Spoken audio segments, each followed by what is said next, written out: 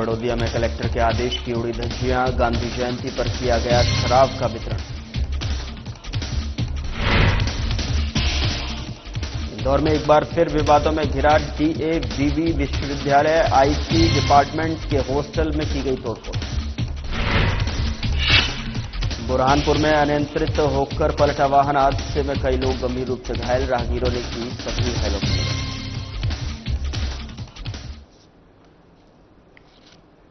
नमस्कार, मैं हूं आपके साथ गौरव राजेंद्र। बुलेटिन की शुरुआत करते हैं। राष्ट्रीय स्वयंसेवक संघ द्वारा घोषित जावरा में रंग बिरंगी आतिशबाजी के साथ 31 फीट ऊंचे रावण और 21 फीट के मेघनाथ और कुंभकर्ण के पुतले का दहन किया गया। इस कार्यक्रम को देखने के लिए 10,000 लोगों की उपस्थिति रही।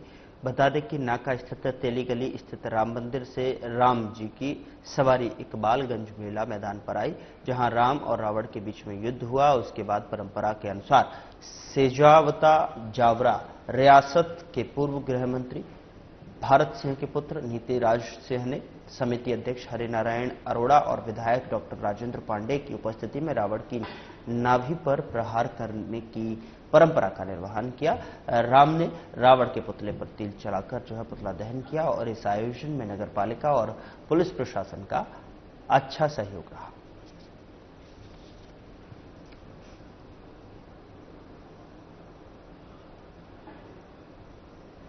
कलेक्टर मिशा सिंह ने भावनांतर योजना की समीक्षा बैठक की संबंधित अधिकारियों को आवश्यक निर्देश दिए। बैठक में कलेक्टर ने सभी एसडीएम को अपने क्षेत्र में व्यापारियों और मंडी प्रबंधकों को बैठक लेकर योजना के बारे में जानकारी देने और शासन के निर्देशों से अवगत करवाने के लिए निर्देशित किया है।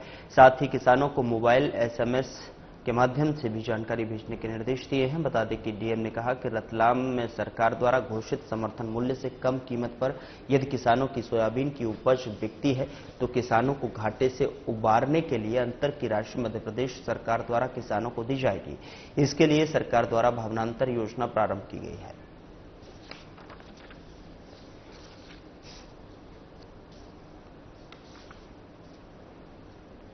एसडीएम ने योजना की जानकारी और भावनांतर योजना की समीक्षा बैठक की अध्यक्षता करते हुए संबंधित अधिकारियों को दिशा निर्देश दिए।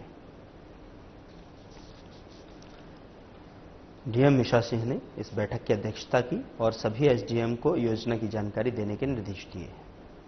ये जो बैठक है उसका आयोजन भावनांतर योजना की समीक्षा के लिए किया गया और जिसकी अध्यक्षता डीएम मिशा सिंह ने की।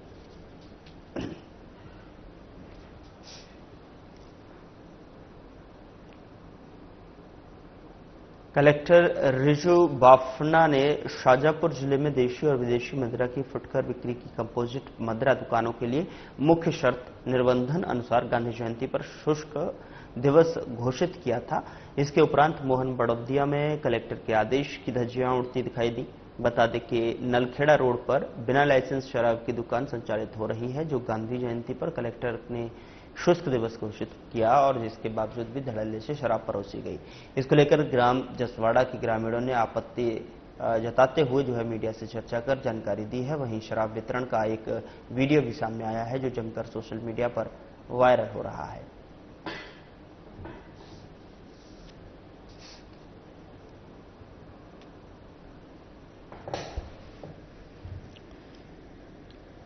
तो गांधी जयंती पर शराब का यहाँ पर वितरण किया गया है, जिसकी ये वीडियो है जो सोशल मीडिया पर अब वायरल हो रही है, जिसको लेकर ग्रामीणों ने भी आपत्ति जताई और आपत्ति जताते हुए मीडिया को जानकारी दी। जिसके बाद वहीं शराब वितरण का एक वीडियो भी सामने आया है जो कि जमकर सोशल मीडिया पर वायरल हो रहा है। ड्राई डे घोषित किया गया था और इसके बावजूद भी धड़ल्ले से शराब परोसी गई, जिसका वीडियो सोशल मीडिया पर अब तेजी से वायरल हो रहा है।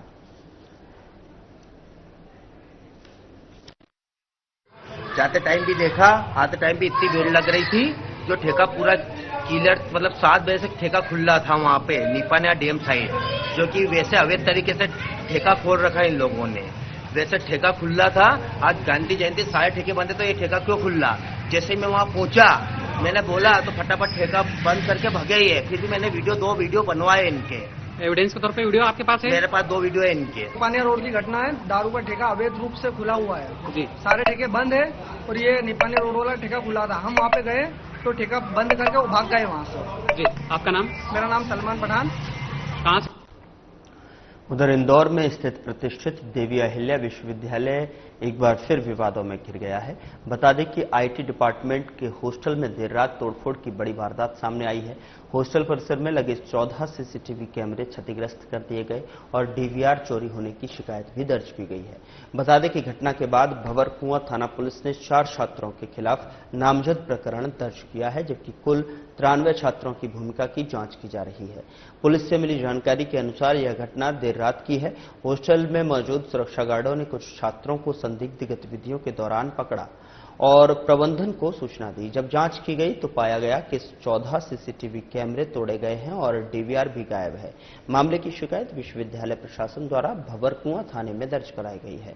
एडिशनल डीसीपी राजेश दत्तोड़िया ने बताया कि पुलिस ने शिकायत के आधार पर 4 छात्रों का नामजद किया है। इसके आधार पर 93 अन्य छात्रों की भूमिका भी जांच के दायरे में है। प्रारंभिक जांच में सामने आया कि इस घटना के पीछे कुछ छात्रों की मिलीभगत हो सकती है। पुलिस अब शासकीय संपत्ति को नुकसान पहुंचाने और अन्य धाराओं के तहत भी कार्रवाई पर विचार कर रही है। गौरतलब है कि कुछ दिनों पहले ही इसी हॉस्टल में रैगिंग की शिकायत दर्ज कराई गई थी। जूनियर छात्रों ने सीनियर छात्रों पर दबाव बनाने और उत्पीड़न का आरोप लगाया था। जब उस शिकायत पर जांच जारी थी कि इस बीच कैमरे तोड़े जाने की घटना ने एक बार फिर से आईटी डिपार्टमेंट हॉस्टल की सुरक्षा व्यवस्था पर सवाल खड़े कर दिए हैं।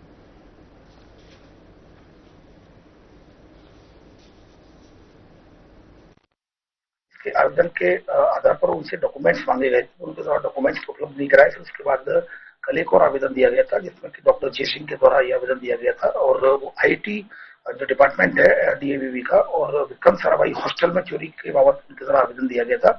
उनके द्वारा यह बताया गया है कि हॉस्टल में लगभग जो 14 कैमरे हैं वो भी टूटे पाए गए हैं और डीवीआर चोरी की गई थी इनके द्वारा। जब उनके सिक्योरिटी गार्ड के द्वारा पकड़ा गया और मामला प्रकाश में आया तो फिलहाल इनके द्वारा जो वैधानिक कार्रवाई के लिए आवेदन दिया गया था, इस पर से थाना भंवरकुआं में चोरी की विभिन्न धाराओं में केस रजिस्टर किया जाकर इन्वेस्टिगेशन की जा रही है।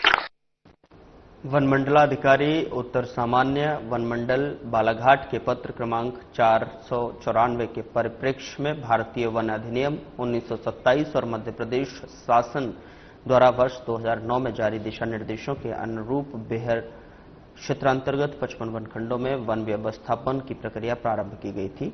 बता दें कि उक्त प्रक्रिया के संबंध में विभिन्न सोशल मीडिया प्लेटफॉर्म और अन्य प्रचार माध्यमों के द्वारा निरंतर भ्रामक असत्य जानकारियां प्रसारित की जाने की आमजन में अनावश्यक भ्रम की स्थिति उत्पन्न होने के कारण कार्यालयीन आदेश के तहत में उपरोक्त वन व्यवस्थापन प्रक्रिया आगामी आदेश पर्यंत स्थगित किया गया था।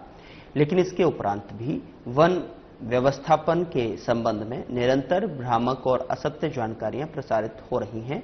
इस संबंध में वस्तुस्थिति स्पष्ट किए जाने, आवश्यक चर्चा विमर्श के लिए परियोजना कार्यालय के सभाकक्ष में बैठक आयोजित की गई है, जिसमें निम्नांकित अधिकारी, कर्मचारी और जनप्रतिनिधिगण उपस्थित रहे।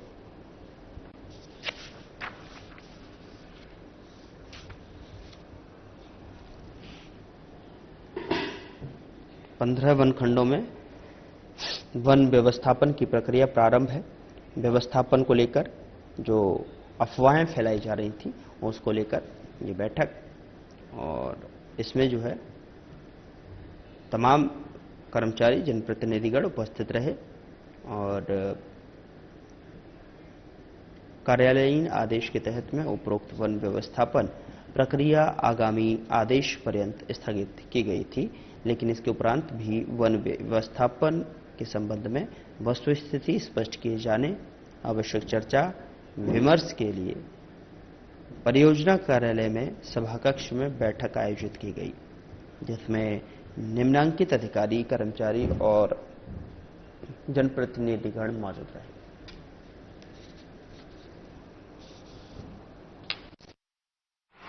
कुछ समाज सेवी संगठन, आदिवासी समाज के जो इस क्षेत्र में सक्रियता रूप से काम करते हैं, सबकी एक संयुक्त बैठक आज एसडीएम साहब ने ली, जिसमें मैं खुद मौजूद था। एक्चुअल में आज की बैठक का विषय बिंदु ये था कि कुछ ऐसे क्षेत्र हैं जहां विस्थापन को लेकर बात आ रही थी कि कुछ गांव को विस्थापित किया जा रहा है, और वो बात एक्चुअल में आई थी कि यहाँ एक कॉरिडोर बनाया जाएगा, टाइगर के लिए कॉरिडोर बनाया जाएगा, इससे व्यवस्थापन इन गांव से किया जाएगा। ऐसी कुछ भ्रांतियां पूरे बैहर विधानसभा क्षेत्र में कुछ क्षेत्रों में चल रही थी, जबकि वस्तुस्थिति ये है कि विस्थापन की कार्यवाही नहीं चलते हुए व्यवस्थापन की कार्यवाही चल रही थी। धारा 4 में वन अधिकार भारतीय वन अधिनियम 1947 की धारा 4 में ये है कि सरकार ने जब वन अधिनियम लागू हुआ तो आरक्षित वन, संरक्षित वन, ग्राम वन की व्यवस्था उस अधिनियम में किए थे। तो उस अधिनियम में जब ये लागू हुआ, आजादी के पहले से जब अंग्रेज से तब से ये कानून लागू हुआ था, तो जब आरक्षित वन और संरक्षित वन हुए तो धारा 4 में जब आरक्षित वन सरकार ने किया था तो उसमें बहुत सारे लोगों के ग्राम सभा के जो सामुदायिक राइट्स थे, सामुदायिक जो अधिकार थे, और बहुत सारे लोगों की निजी भूमि फॉरेस्ट डिक्लेयर कर दी गई थी। तो एसडीएम साहब ने बैठक ये था कि अभी 55 वन खंडों की 36,833 हेक्टेयर वन भूमि को रिजर्व फॉरेस्ट घोषित करने की जो घोषणा जारी हुई थी एसडीएम साहब के साथ, बीच में जो है आपत्ति करने के लिए उसमें टाइम जो दिया गया था 3 महीने का, समय पर जो है घोषणा लोगों को नहीं मिला था। इस कारण से सारे जगह से जो आपत्ति नहीं आई, मैंने एसडीएम साहब से मिलकर के कहा था कि इसका समय बढ़ाया जाए, और मैंने लिख करके भी दिया था, और विधायक महोदय ने भी शायद उनसे बोला था कि आपको उनका समय बढ़ाइए। और बीच में जब ये वन व्यवस्थापन की बात चली तो लोगों ने व्यवस्थापन को विस्थापन समझ लिया, ये भ्रांतियां हुई। और उसमें एक वीडियो चल रहा था, आप लोग जैसे मीडिया के माध्यम से आप लोग चला रहे थे, पता नहीं कहाँ क्या समझते हैं, तो भोपाल के एक मीडिया चल रहा था, इलेक्ट्रॉनिक मीडिया, वो विजन 2047 और जिसमें से 500 गांव हटेंगे, हर साल 25 से 30 गांव हटेंगे, ये चल रहा था इलेक्ट्रॉनिक मीडिया में। एक प्रिंट मीडिया भी चल रहा था। भोपाल में गौ तस्करी का मामला सामने आया है, जहां पर बजरंग दल ने गौमांस पकड़ लिया है, और आपको बता दें कि 10 से अधिक गौ की हत्या कर गाड़ी में भरकर ले जाया जा रहा था। गणेश मंदिर के पास बजरंग दल के कार्यकर्ताओं ने दबिश देकर 5 क्विंटल से अधिक गौमांस पकड़ लिया है, साथ ही कार चालक को पुलिस के हवाले कर दिया।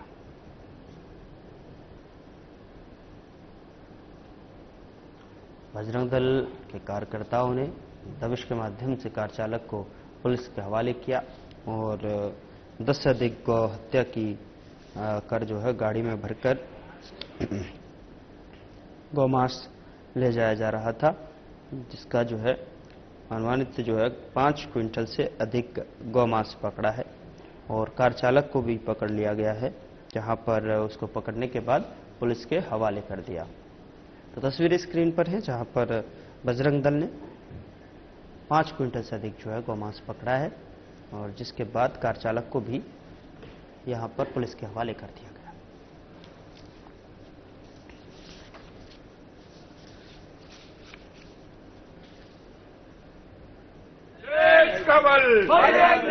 हमें सूचना मिली थी कि एक गौ मांस से भरी हुई गाड़ी निकलने वाली है, जो कि मंडीदीप से निकलेगी और इतवारा जाएगी।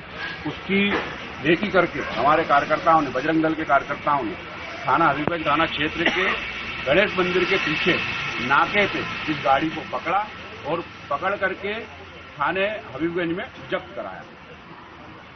कितने गौमांस को काट के ले जा रहे थे? लगभग 10 से 12 गौ माता काटी गई है, जो कि आज रात में ही काटी गई है, जबकि चल समारोह भोपाल में बड़े स्तर पर निकल रहा है। उसी का फायदा उठाते हुए गौ तस्करों ने ये कार्रवाई करने की कोशिश कर रहे थे, जो कि नाकाम रहे, बजरंग दल के द्वारा नाकाम कर दिया गया। उधर बुरहानपुर में जिले के जसोदी घाट पर तेज रफ्तार वाहन अनियंत्रित होकर पलट गया, और जिससे कई लोग गंभीर रूप से घायल हो गए। बता दें कि घंटों तक न एम्बुलेंस पहुंची और न ही पुलिस पहुंच पाई, जिसके चलते मौके पर मौजूद लोगों ने घायलों की मदद की और वीडियो बनाकर सोशल मीडिया पर वायरल कर दिया। हादसे में कई लोग गंभीर रूप से घायल हो गए हैं। तस्वीर स्क्रीन पर है, देखिए किस तरीके से जो है लोग जो है गंभीर रूप से घायल हैं और रोड किनारे लेटे हुए हैं। तो ग्रामीणों ने जो है यहां मदद की। तेज रफ्तार वाहन जो है यहां पलट गया, जिससे अनियंत्रित होकर ये वाहन पलटा। हादसे में कई लोग गंभीर होने की खबर है। तस्वीरें स्क्रीन पर हैं, जहां पर न समय से जो है एम्बुलेंस पहुंच पाई, न ही पुलिस। तो घायलों की मदद के लिए ग्रामीण आगे आए और जिसके उपरांत जो है वीडियो बनाकर सोशल मीडिया पर वायरल कर दिया, जिसकी तस्वीर स्क्रीन पर है, जहां पर देख सकते हैं वाहन भी तस्वीरों में दिखाई दे रहा है पलटा हुआ, और रोड किनारे घायल लोग भी यहां पर दिखाई दे रहे हैं।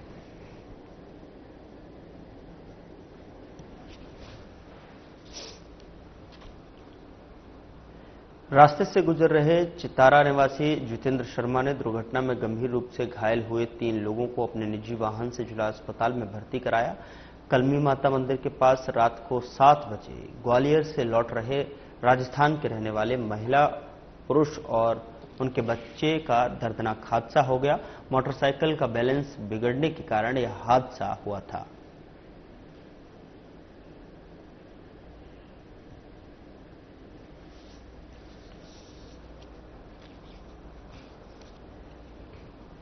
तो भोपाल में मुख्यमंत्री डॉक्टर मोहन यादव ने कलेक्टर कमिश्नर कॉन्फ्रेंस की और कार्यप्रणाली में बड़े बदलाव किए हैं।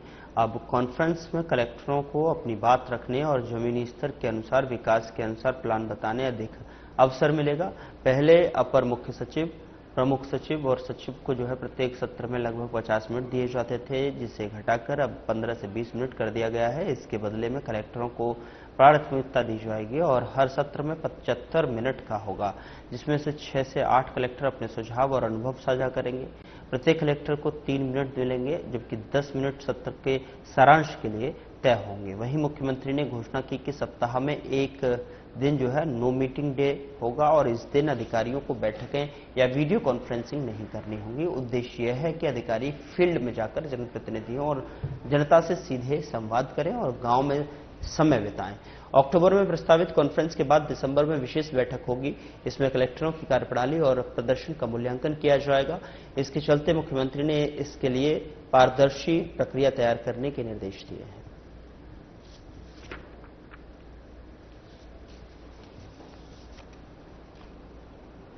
मध्य प्रदेश में 2 दिन पहले आईएएस अधिकारियों की फेरबदल सूची में जिन 12 अधिकारियों को कलेक्टर बनाया गया है, उनमें 4 महिला आईएएस अधिकारी प्रमोटी हैं और प्रदेश में यह पहली बार हुआ है जब एक साथ 4 प्रमोटी महिला आईएएस अधिकारियों को कलेक्टर पद से नवाजा गया है। सूत्रों के अनुसार मुख्यमंत्री की पहल और हस्तक्षेप से यह संभव हो सका है।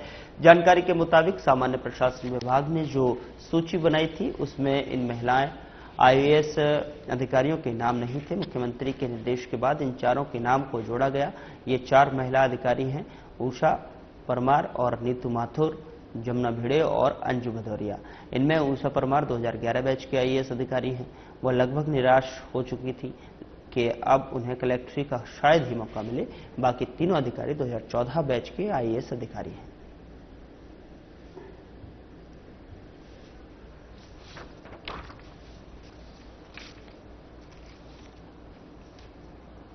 महात्मा गांधी की जयंती तक जो है आयोजित सेवा पखवाड़ा में नगर परिषद बेहर में मुख्यमंत्री डॉक्टर मोहन यादव के आदेशानुसार नगर के विभिन्न स्थानों में वृक्षारोपण, संपूर्ण वार्डों में स्वच्छता, विद्यालयों में रंगोली प्रतियोगिता और मैराथन दौड़ जैसे कार्यक्रम का आयोजन किया गया। बता दें कि स्कूली बच्चों के मध्य प्रतियोगिता का भी जो है आयोजन कराया गया और 27 सितंबर को मध्य प्रदेश पिछवाड़ा वर्ग कल्याण की सदस्य मौसम बिसेन ने भी नगर परिषद के वार्ड क्रमांक 2 में वृक्षारोपण किया। लगातार चल रहे सेवा पखवाड़ा कार्यक्रम में भाग लेने वाले प्रतिभागियों को गांधी जयंती के अवसर पर कार्यक्रम समापन कर पुरस्कार स्वरूप प्रमाण पत्र का वितरण किया गया और सफाई मित्रों के लिए सम्मान समारोह आयोजित किया गया। कार्यक्रम आयोजन में सांसद सुरेंद्र गुड्डा मरकाम ने नगर में नवरात्रि में आयोजित विगत 9 दिनों से विभिन्न कार्यक्रम और प्रतिदिन आयोजित भंडारा कार्यक्रम के बावजूद भी नगर में स्वच्छता की बेहतर सेवा देने वाले सफाई मित्रों की तारीफ की है। साथ ही उन्होंने वो दृश्य को भी याद किया और याद दिलाया कि किस प्रकार देश के प्रधानमंत्री द्वारा कुंभ के समापन में सफाई मित्रों के पैर धोकर उनका सम्मान किया गया था।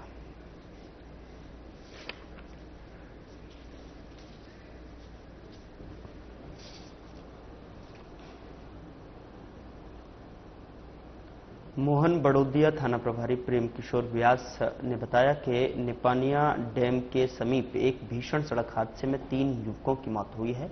उनकी पहचान रविंद्र पिता रमेश चंद्र गुर्जर निवासी खरड़खेड़ी, युवराज पिता सुनील कंजर निवासी निपानिया और महेंद्र पिता बाबू सिंह राजपूत निवासी कडुला के रूप में हुई है। हादसे में घायल 2 अन्य व्यक्तियों का इलाज जारी है। पुलिस ने शवों को पोस्टमार्टम के लिए भेजकर मामले की जांच शुरू कर दी है।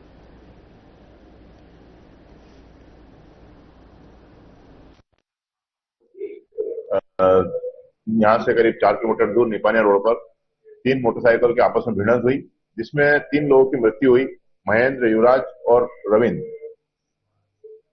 जिसमें 2 घायल हुए, जिनको दोनों को अस्पताल भिजवाया गया।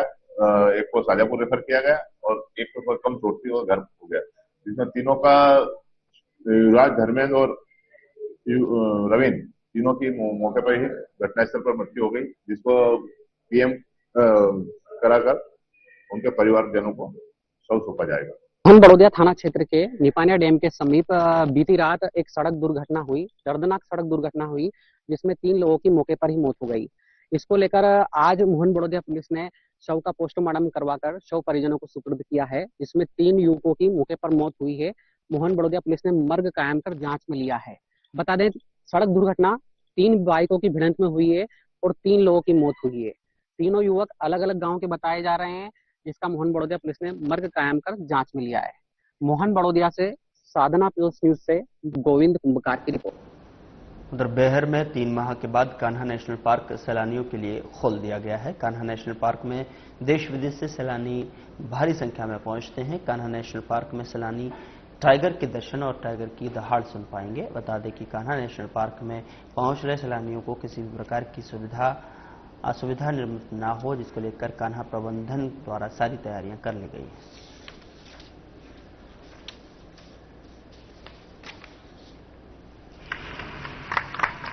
आज से कान्हा नेशनल पार्क सैलानियों के लिए चालू कर दिया गया है। 3 माह के बाद आज सैलानियों के लिए कान्हा खोल दिया गया है। आज से सैलानियां कान्हा नेशनल पार्क में टाइगर की दहाड़ व टाइगर के दर्शन कर पाएंगे। देश विदेश से कान्हा नेशनल पार्क में भारी संख्या में सैलानी यहाँ पर पहुंचते हैं और टाइगर के दर्शन करते हैं और यहाँ पर विभिन्न प्रकार के वन प्राणी पाए जाते हैं।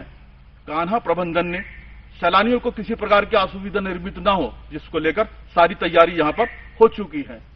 सैलानियों के लिए बड़ी खुशखबरी है। 3 माह के बाद कान्हा नेशनल पार्क का द्वार सैलानियों के लिए खोल दिया गया है। साधना न्यूज चैनल से कैमरामैन प्रकाश के साथ देवदत्त धानेसर, बैहर। मंडला जिले के थाना बिरसिया क्षेत्र में मोटरसाइकिल चोरी की घटना के संबंध में विवेचना के दौरान गठित टीम द्वारा प्राप्त जानकारी और तकनीकी विश्लेषण के आधार पर चोरी की बाइक के 7 संदेही रॉकी उर्फ योगेश गायकवाल और शिवचंद उइके को गिरफ्तार कर लिया है। संदेही ने पूछताछ में घटना के संबंध में बताते हुए अपने अन्य साथियों के साथ मिलकर मंडला और आसपास के जिलों में चोरी करना स्वीकार किया है। मामले में उक्त चारों आरोपियों से विस्तृत पूछताछ में जानकारी प्राप्त हुई है कि उन्होंने मंडला के अलग अलग क्षेत्र बालाघाट और सिवनी जिला अंतर्गत 11 बाइक की चोरी करना स्वीकार किया है। आरोपियों ने बताया कि रोड किनारे और सुनसान जगह में खड़ी मोटरसाइकिल का लॉक तोड़कर उनको चालू कर चोरी की घटना कारित करना है और पुलिस के लगातार प्रयास से आरोपियों को पकड़ने और उनके कब्जे से 6 मोटरसाइकिलें जब्त करने में सफलता प्राप्त हुई है। क्षेत्र में कुछ दिनों से चोरियों की वारदातें जो हो रही थी, हमारे पुलिस अधीक्षक महोदय के द्वारा निर्देश दिए गए थे। थाना प्रभारी और एसडीओपी को टीम बनाई गई थी।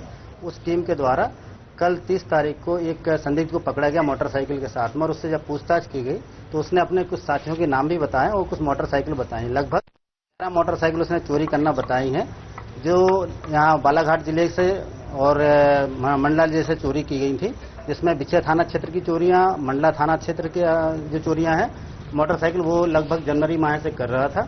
और ये सब 4 चोर हैं जिनके द्वारा ये वारदातों को अंजाम दिया गया है। इसमें पुलिस के द्वारा 4 आरोपियों को गिरफ्तार किया गया और उनसे 6 मोटरसाइकिल अभी तक बरामद की गई हैं।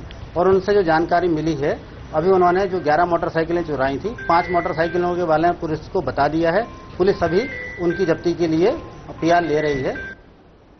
फिलहाल बुलेटिन में इतना ही। नमस्कार।